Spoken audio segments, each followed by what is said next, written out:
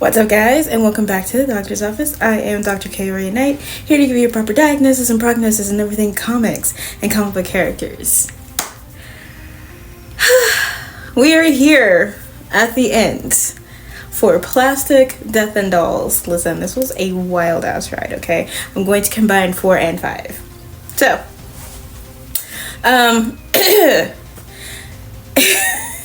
I'm sorry. So the FBI is watching Edwynn at this point in time, and he is at work, and he is actually talking to Booker because he wants to look for Virginia, his sex doll. Okay, and so Booker is just like, oh yeah, you can use my laptop, this is the internet, this is how you search.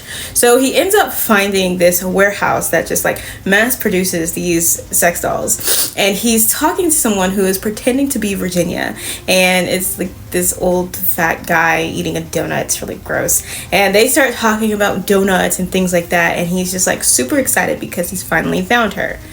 Great. Flashback though, we have Edwynn's mom bribing him with those toy soldiers that he has, where it's the naked ladies. She's trying to get him to like her boyfriend and to at least try, but he really does not actually like him. And so she gives him the toy soldiers, nobody can see these except for you and me. Do you promise? And he's like, yeah, I totally promise. So he goes on to play and be happy. And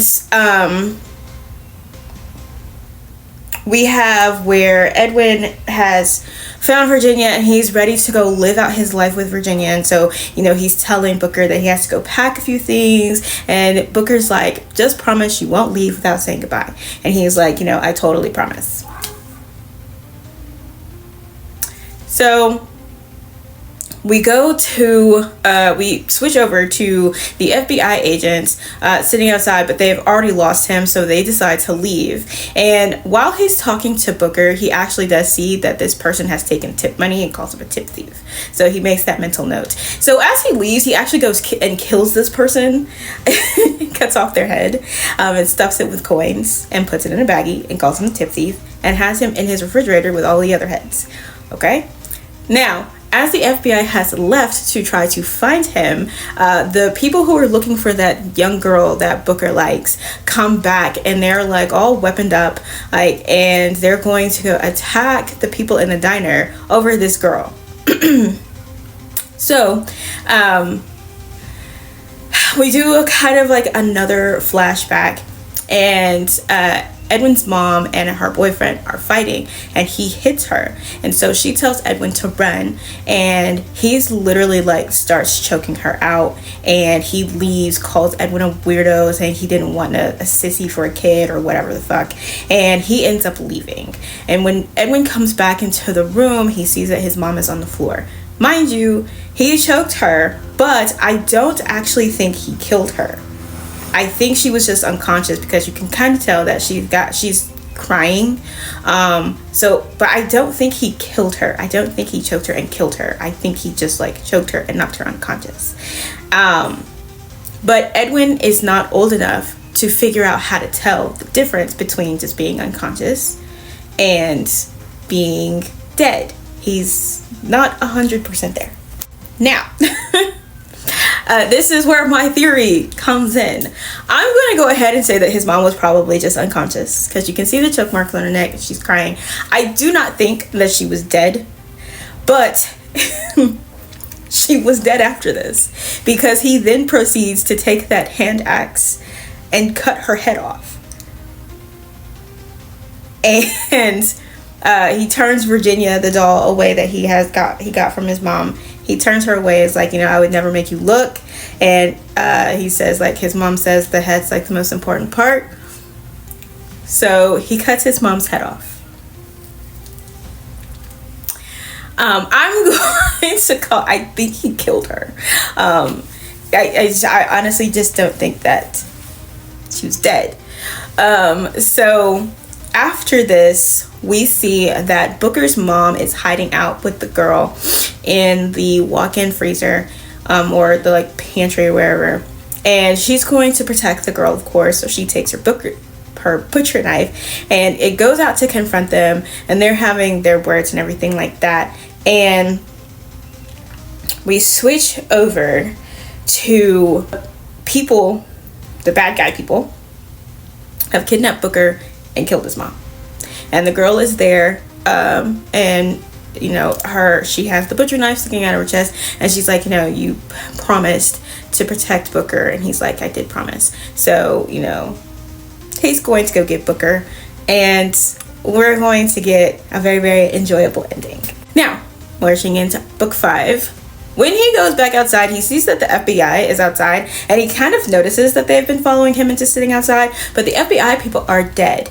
So the woman has been like choked to death, and like they've both been choked to death with like the zip ties around their neck and everything, and he's talking to them as if they're like alive and normal. Clearly he's still fucking crazy. So he says that he needs sporks. He goes and gets a bunch of sporks, and he sets up this trap, and he goes to where Virginia is, because that is where they are,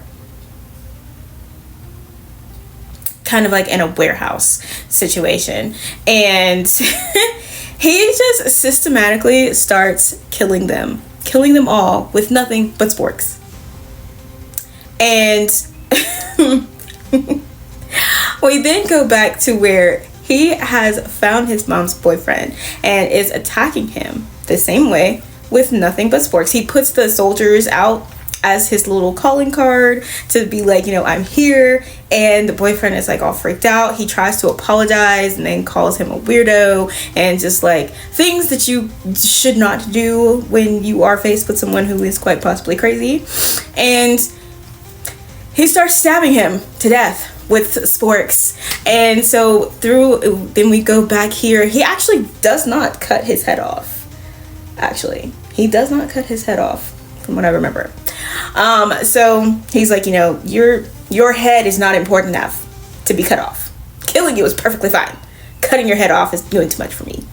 So he goes and he attacks the leader of this like gang of people, and he starts killing him with all the sporks. He's just like stabbing him with all of the sporks. So this man is covered in sporks, and he also says that he's not going to cut his head off. Like the guy is literally like about to die or whatever, and it gets even more violent, and he gets like even more like crazy when the guy picks up a Virginia doll and is like, I've obviously been in the wrong business. And that's when Edwynn's like, put her down and all kinds of other stuff. So, you know, that is when all of that started to happen.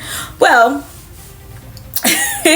the girl came with, and he's like, I don't know why I tell any of you people to stay in the car, because it clearly does not work. And she's like, well, I brought somebody, and it's Booker. And he hands him the saw and is like, for my mom. So cuts the guy's head off, and him and Virginia get in their car and they go to leave. And while he's talking to Booker and the girl, Booker's like, thank you for everything, thank you for being like the best friend ever, and you're gonna have to lie low, you're gonna have to get out of here, it's gonna be like really hot around you and around here for a really long time, so and he's like, no problem. So they leave, and then we come to the end where it's I believe at the very end of the first plastic series, where he is melted into Virginia somehow. Now, how do we feel about this series? Amazing. This was fabulous. This was such a fun read. Edwynn is such a fun and interesting character. Learning about his background was also a fun thing.